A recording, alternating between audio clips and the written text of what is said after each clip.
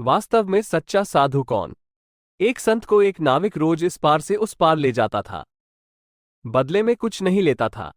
आगे बढ़ने से पहले आप सभी भक्तों से विनती ही कि इन कथाओं को संपूर्ण सुना करें।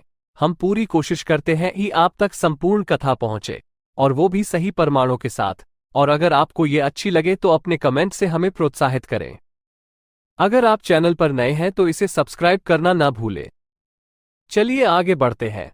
ये सोचकर कि आखिर संत के पास होता ही क्या है। नाविक स्वभाव से काफी सरल था। पढ़ा लिखा तो नहीं था, लेकिन समझ की कमी नहीं थी। साधु रास्ते में ज्ञान की बात कहते हुए उसे कभी भगवान की सर्वव्यापकता बताते और कभी अर्थ सहित श्रीमद्भगवद्गीता के श्लोक सुनाते। नाविक मछुआरा बड़े ध्यान से सारी बात सुनता और बाबा की बात हृदय में बैठा लेता। एक दिन साधु नाविक को अपनी कुटिया में ले गए और बोले, वत्स, मैं पहले एक व्यापारी था।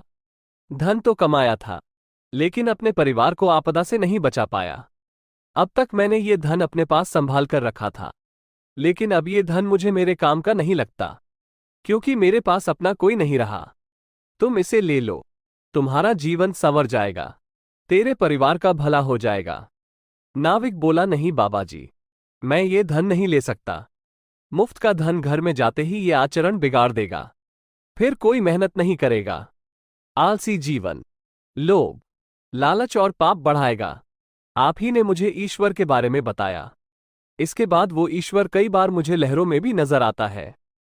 जब मैं उसकी नजर में ही हूं, तो फिर अविश्वास क्यों करूं? मैं अपना काम करूंगा और शेष उसी पर छोड़ दिया है। इसके बाद ये कहानी तो समाप्त हो गई, लेकिन इस कहानी से हम सबको ये सोचने की जरूरत है कि उन दोनों में से वास्तव में असली साधु कौन था। एक वो जिसने दोहक आने पर भगवा पहनकर संन्यास ले लिया, धर्म ग्रंथों का अध्ययन किया और याद करके प्रवचन भी देना सीख गया, लेकिन उन वचनों को जीवन में उतारना उसे नहीं आया, और न ही वो धन की ममता को छोड़ सका। वहीं एक वो निर्धन नाविक, जिसको ये भी नहीं पता कि सुबह के खाने के बाद शाम की रोटी वो जुटा भी पाएगा या नहीं। फिर भी पराये धन के प्रति उसमें लालच का भाव नहीं जागा। उसे संसार में लिप्त रहकर भी निर्लिप्त रहना आ गया। उसने भगवा नहीं पहना, संन्यास नहीं लिया, लेकिन उसका ईश्वरीय सत्ता में विश्वास अडिग हो गया। अनपढ़ होकर भी उसने श्रीमद्भगवद्गीता के श्लोक को समझकर अपने व्यवहारिक जीवन में उतार लिया। दोस्तों, आपको ये कहानी कैसी लगी? आप अपने कमेंट्स के द्वारा हमें अवश्य बताएं।